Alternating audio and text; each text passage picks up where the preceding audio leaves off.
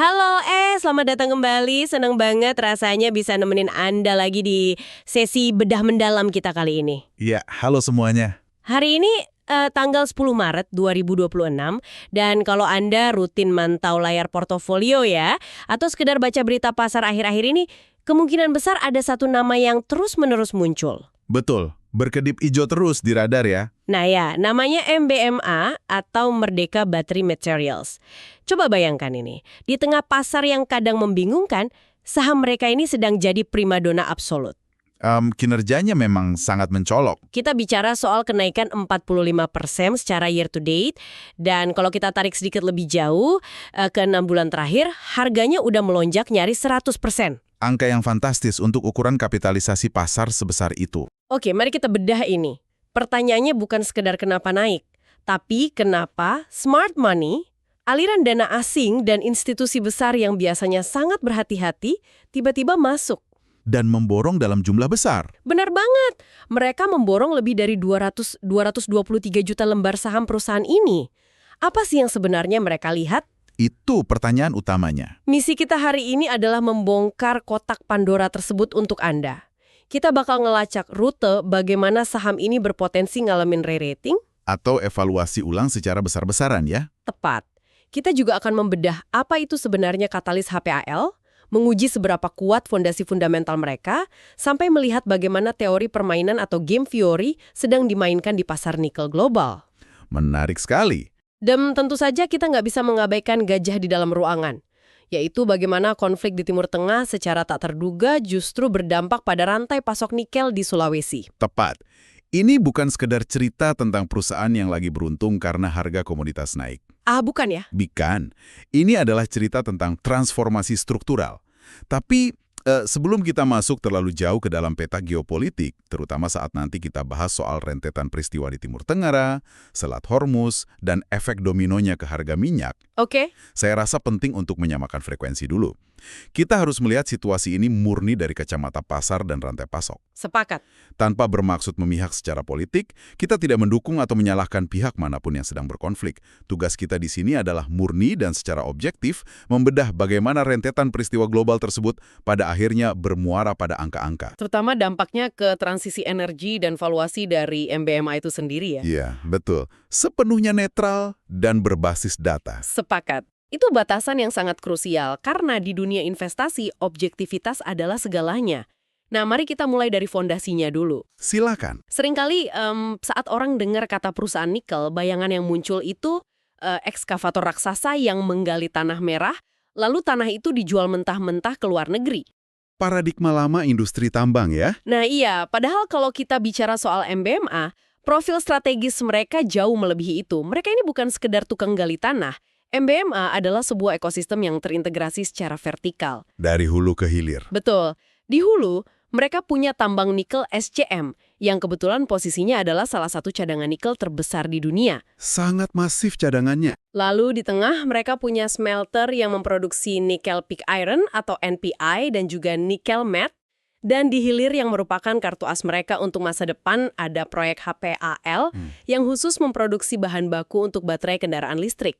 Integrasi yang sangat langka sebenarnya. Belum lagi, semua ini masih ditambah dukungan darah biru dari induknya, Merdeka Copper Gold, serta jejaring kuat dari grup Saratoga dan Boy Thohir. Yang berarti, mereka punya akses ke modal yang sangat masif. Tepat. Dan integrasi dari hulu ke hilir itulah yang bikin institusi besar berani memarkir dananya di sana, kalau kita lihat pergerakan teknikalnya belakangan ini ya. Yang sempat turun sedikit itu ya? Iya, wajar kalau ada sedikit fluktuasi. Waktu penutupan hari Jumat, tanggal 6 Maret 2026 kemarin, harganya ditutup di level 715. Dengan nilai transaksi lumayan besar ya? 121,9 miliar rupiah. Secara teknikal, saham ini sebenarnya sedang mengambil napas sehat. Mengambil napas sehat, saya suka istilah itu. Analis pasar, misalnya, dari MNC Sekuritas, melihat bahwa koreksi-koreksi kecil yang terjadi saat ini sebenarnya adalah peluang. Mereka pada dasarnya bilang kalau harganya sedikit mereda dan masuk ke area 630 sampai 685. Itu area amannya ya? Betul, itu sebenarnya jendela buy on weakness yang ideal. Dengan target penembusan ke 750 dan bahkan 790. Selama batas risikonya dijaga di bawah 605. Jadi penurunan sesaat bukanlah sinyal panik. Sama sekali bukan. Itu bagian dari pembentukan struktur harga jangka menengah yang sangat wajar. Karena pergerakan harga itu kan nggak pernah terjadi dalam ruang hampa. Selalu ada cerita operasional di baliknya. Saya penasaran gimana sebenarnya manajemen MBMA menavigasi tahun 2026 ini. Karena dengan kapal sebesar itu pasti butuh strategi yang nggak main-main. Yang menarik di sini adalah bagaimana manajemen memilih untuk bersikap sangat pragmatis. Sepanjang semester 1 tahun 2026 ini, fokus utama mereka bukanlah memecahkan rekor produksi baru. Oh bukan, lalu apa? Fokusnya, stabilisasi arus kas. Mengapa? Karena mereka sedang dalam proses merombak 1 hingga 2 lini RKEF mereka. Oke, bagi Anda yang mungkin bertanya-tanya, RKEF itu pada dasarnya adalah teknologi tungku pembakaran raksasa yang dipakai buat melebur biji nikel menjadi NPI. Benar. Nah, proses perombakan tungku ini tentu butuh waktu dan biaya. Artinya, kalau kita melihat laporan keuangan mereka nanti di pertengahan tahun, mungkin angkanya bakal terlihat sedikit melemah sementara. Tapi itu terencana kan? Sangat terencana. Ini adalah langkah mundur selangkah untuk melompat 3 langkah ke depan. Karena setelah perombakan itu selesai, kapasitas produksi dan efisiensi bakal meningkat tajam. Dan laba diproyeksikan melonjak signifikan saat kita masuk semester 2 tahun ini ya. Betul sekali. Berarti ini soal menunda kepuasan jangka pendek demi ledakan di akhir tahun. Dan saya dengar bukan cuma soal tungku yang diperbaiki, tapi mereka juga baru aja negosiasi ulang beberapa kontrak operasional mereka. Ya, ada struktur kontrak baru. Nah, seberapa besar sebenarnya dampak dari perubahan kontrak ini ke dompet perusahaan? Sangat masif, meskipun kedengarannya teknis. Mari kita ambil contoh operasi tambang HGNM mereka. Mereka baru saja dapat struktur kontrak baru di mana tingkat payability mereka naik menjadi 90% dari harga patokan London Metal Exchange atau LME. Sebelumnya berapa? Sebelumnya, angka ini ada di kisaran 88%. Tunggu sebentar, biar saya perjelas untuk pendengar kita. Payability ini maksudnya adalah seberapa besar persentase dari harga pasar global yang benar-benar masuk ke kantong mereka kan? Konsepnya persis seperti itu. Jadi kalau harga nikel global misalnya $100, dulu mereka cuma dapat $88, sekarang mereka dapat $90. Angka 2% ini kan terdengar kecil banget bagi orang awam. Memang terdengar kecil kalau kita bicara soal jual beli eceran, tapi bayangkan Anda memproduksi dan menjual ratusan ribu ton komoditas setiap tahunnya. Wah, iya juga. Kenaikan 2% dalam payability itu adalah uang murni yang langsung mengalir ke laba bersih, tanpa perlu tambahan biaya operasional sepeser pun. Itu suntikan steroid langsung ke margin keuntungan berarti? Benar. Belum lagi, ada detail operasional lain. Mulai awal tahun ini, biju nikel tipe limonit mereka mulai dijual menggunakan mekanisme harga pasar. Di kisaran berapa itu harganya? Di kisaran $20 AS per ton basah. Nah, dari harga $20 itu, margin keuntungannya sekitar $10–11. Wow. Itu margin lebih dari 50% hanya dari menjual bahan baku yang dulunya mungkin dianggap produk sampingan. Detail-detail mikro semacam inilah yang bikin fondasi kas MBMA sangat kebal terhadap guncangan. Oke, jadi fondasi mikronya sangat solid. Margin membaik, kas terjaga. Tapi jujur saja, investor asing nggak memborong ratusan juta saham hanya karena payability naik 2%. Mereka mencari sesuatu yang jauh lebih besar. Mereka nyari potensi multi-bagger. Nah, ini konsep yang sering dilempar di pasar saham.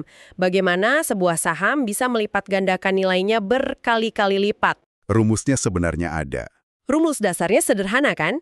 Pertumbuhan laba yang eksponensial dikalikan dengan ekspansi valuasi.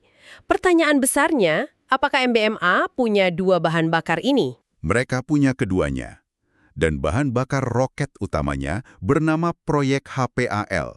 Spesifiknya, fasilitas SLNC atau Sulawesi Nickel Cobalt. Coba jelaskan lebih detail soal fasilitas ini. Ini bukan sekedar ekspansi pabrik biasa. SLNC adalah fasilitas berteknologi tinggi dengan kapasitas 90.000 ton MHP per tahun. Target mereka, pabrik ini mulai beroperasi alias commissioning pada paruh kedua tahun 2026 ini. Paruh kedua tahun ini, berarti sebentar lagi. Betul. Dan satu hal yang bikin pasar sangat suka, proyek raksasa ini butuh dana sekitar $300 juta AS, dan MBMA berencana mendanainya dari kas internal mereka. Luar biasa. Jadi mereka nggak perlu berutang tebang dengan bunga selangit atau nerbitin saham baru yang mengencerkan kepemilikan investor lama. Sepenuhnya mandiri. Tapi mari kita bahas soal MHP ini. Mengapa peralihan dari NPI ke MHP ini menjadi titik balik atau game changer bagi mereka? Untuk memahaminya, kita bisa pakai analogi sederhana. Selama ini, lewat NPI, MBBA ibarat petani yang menjual biji kopi mentah karungan dengan harga murah. Oke, jual bahan mentah. Marginnya ada tapi terbatas. Nah, MHP atau Mixed Hydroxide Precipitate adalah bahan baku krusial untuk membuat baterai mobil listrik. Memproduksi MHP ibarat petani tadi mulai memproses kopinya sendiri. Merosting kopinya, gitu ya? Ya, merostingnya dan menjualnya dalam bentuk espresso premium di kafe mewah. Margin keuntungannya jauh berlipat ganda. Masuk akal. Dan pergeseran dari jualan biji kopi mentah ke espresso premium, inilah yang memicu narasi re-rating saham. Tepat sekali. Anda lihat, selama ini pasar melihat MBMA murni sebagai perusahaan tambang tradisional. Dan secara global, perusahaan tambang itu valuasinya biasanya murah. Rasio price to earnings atau PE, mereka biasanya cuma dihargai 6-10 kali lipat dari laba. Kenapa begitu? Karena bisnis tambang dianggap kotor, fluktuatif, dan sangat bergantung pada siklus harga komoditas sesaat. Tapi begitu pabrik HPAL ini berjalan dan menghasilkan MHP, identitas MBMA berubah total. Mereka berevolusi menjadi produsen material baterai berteknologi tinggi. Dan tebak apa? Perusahaan material baterai di pasar global biasanya menikmati valuasi premium dengan rasio PE di angka 20 hingga 40 kali lipat. Lompatan yang sangat jauh. Jadi bukan cuma labanya yang diproyeksikan meroket dari sekitar 21 juta dolar di 2025 menjadi 100 juta dolar di 2026. Tapi cara pasar menghargai setiap dolar dari laba itu juga ikut naik berlipat ganda. Itulah resep klasik dari ekspansi valuasi yang eksponensial. Pertumbuhan laba hampir 5 kali lipat dikalikan dengan rasio valuasi yang bisa naik 3 kali lipat. Skenario supernya gimana nih? Kalau kita bicara soal skenario bull case atau skenario paling optimis dari berbagai analis, mari kita berandai-andai harga nikel global kembali rally menembus $25.000 AS per ton. Oke. Dan fasilitas HPLM MBA ini bisa berjalan pada kapasitas penuh. Sumber-sumber memproyeksikan saham ini berpotensi naik 3 hingga 5 kali lipat dari posisinya saat ini, dalam jangka waktu 3-5 tahun ke depan. Coba Anda bayangkan dampak dari pergeseran persepsi pasar ini terhadap portofolio investasi Anda. Ini bukan lagi sekedar nyari keuntungan harian dari trading kilat. Ini adalah perubahan struktural jangka panjang. Tapi tentu saja di dunia nyata nggak ada jalan tol yang sepenuhnya mulus. Selalu ada hambatan makroekonomi atau geopolitik. Pasti ada dinamika lain. Disinilah bagian yang sangat menarik. Gimana mungkin ketegangan di Timur Tengah, konflik Iran dan perselisihan di Selat Hormuz, ribuan kilometer jauhnya, bisa tiba-tiba berdampak pada industri baterai di pelosok Sulawesi.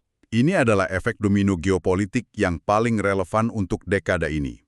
Selat Hormuz adalah urat nadi utama bagi aliran minyak mentah dunia. Betul. Ketika ada ketegangan di sana, risiko terburuknya adalah pasokan terganggu dan harga minyak bumi meroket secara tiba-tiba. Terus apa hubungannya dengan nikel? Pertanyaannya, saat harga energi fosil melonjak dan terus bertahan mahal, apa respons dunia? Negara-negara maju di Eropa, Amerika, bahkan Cina dipaksa untuk memutar otak. Mereka nggak bisa lagi menggantungkan nasib pada minyak. Hasilnya? Transisi energi nggak lagi sekedar agenda ramah lingkungan. Betul, itu berubah menjadi keharusan ekonomi dan masalah keamanan nasional. Akselerasi adopsi kendaraan listrik atau EV menjadi jauh lebih cepat dari perkiraan awal. Dan kalau adopsi EV makin kenceng, pabrikan butuh lebih banyak baterai. Kalau butuh lebih banyak baterai, permintaan terhadap nikel kelas tinggi seperti MHP otomatis akan meledak. Dan NBMA yang kebetulan sedang membangun pabrik MHP-nya berdiri tepat di depan pintu gerbang menerima lonjakan permintaan ini. Logika yang sangat elegan, tapi tunggu dulu. Saya mau bertindak sebagai devil's advocate di sini. Kita bicara seolah semuanya sempurna, padahal berita terbaru yang saya baca cukup mengkhawatirkan. Terkait apa itu? Di kawasan industri yang sama, kabarnya ada 4 smelter HPAL yang terpaksa berhenti beroperasi sementara. Kalau saya nggak salah ya, pada kuartal ketiga tahun lalu, proyek-proyek joint venture ini nyumbang $11,9 juta untuk laba bersih. Memang ada penekanan di sana, terutama dari ESG dan Maming. Nah, jutaan dolar laba bersih itu hilang dan Anda bilang dampaknya moderat. Bukankah itu informasi yang bisa bikin investor retail panik jualan? Pertanyaan yang sangat valid. Dan itu persis alasan kenapa kita harus membedah data lebih dalam, bukan cuma ngebaca judul berita. Jika kita hubungkan ini dengan gambaran besarnya, Oke. penghentian 4 smelter tersebut memang menekan laba.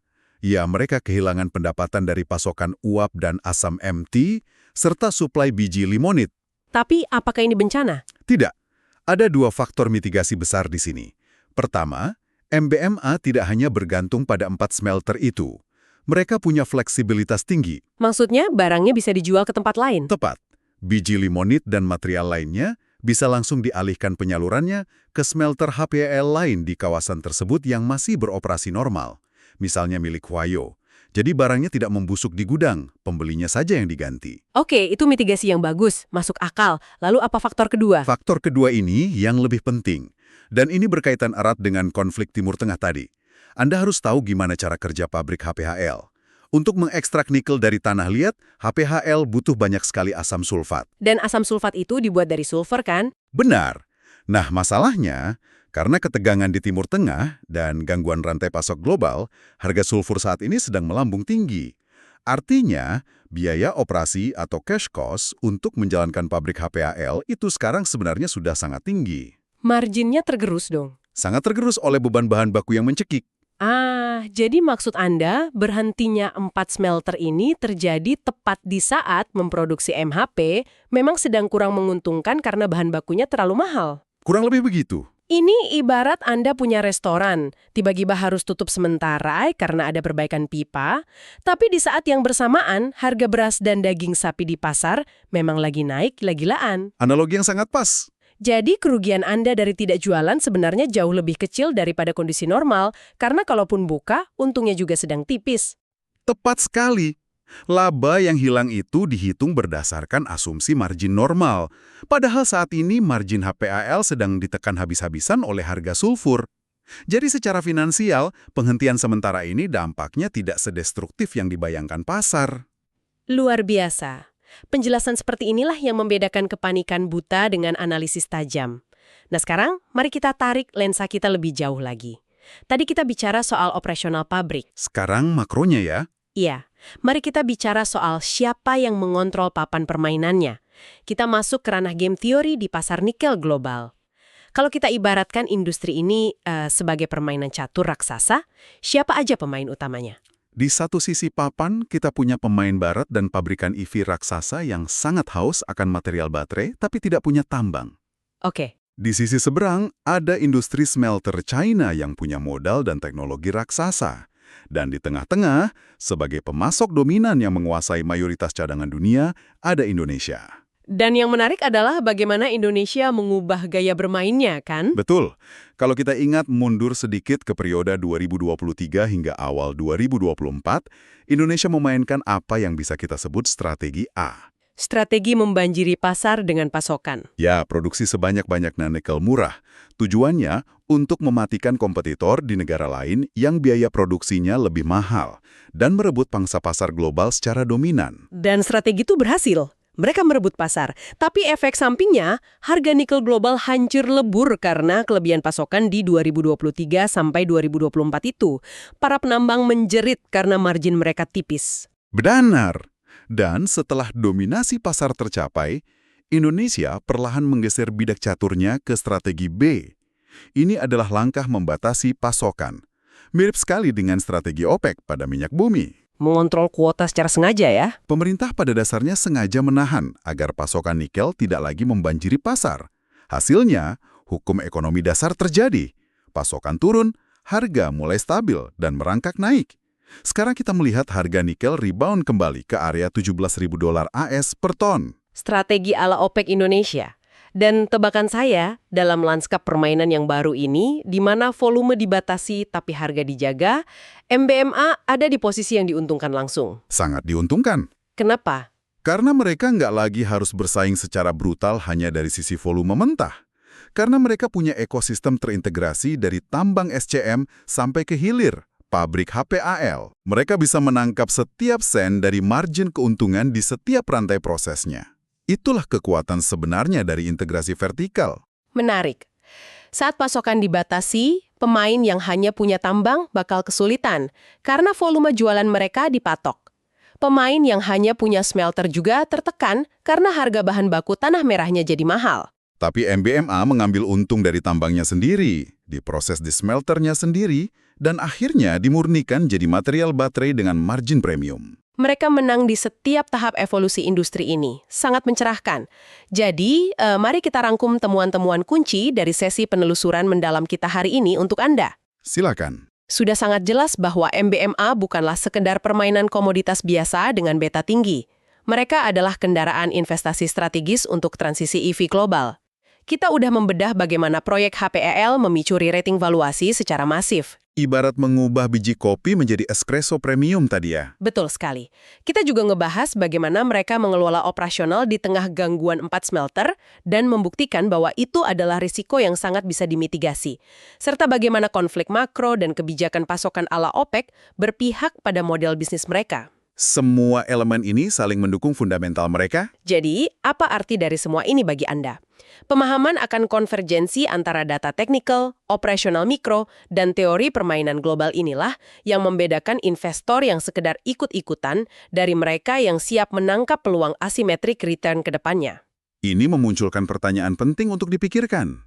Jika strategi OPEC Nikel Indonesia ini berhasil menekan rantai pasokan global, dan premi untuk material baterai semakin mahal di tengah transisi energi yang mendesak, Pertanyaannya apa tuh? seberapa lama lagi hingga kita melihat pabrikan mobil listrik raksasa dari Barat atau Cina berhenti membeli nikel di pasar terbuka dan justru mencoba mengakuisisi secara langsung perusahaan dengan cadangan raksasa terintegrasi seperti MBMA? Wow, itu adalah skenario masa depan yang sangat memprovokasi pikiran dan jelas patut terus kita awasi. Terima kasih banyak kepada Anda karena telah bergabung dalam penelusuran mendalam ini. Teruslah menjaga rasa ingin tahu dan jangan pernah berhenti mempertanyakan konsensus pasar.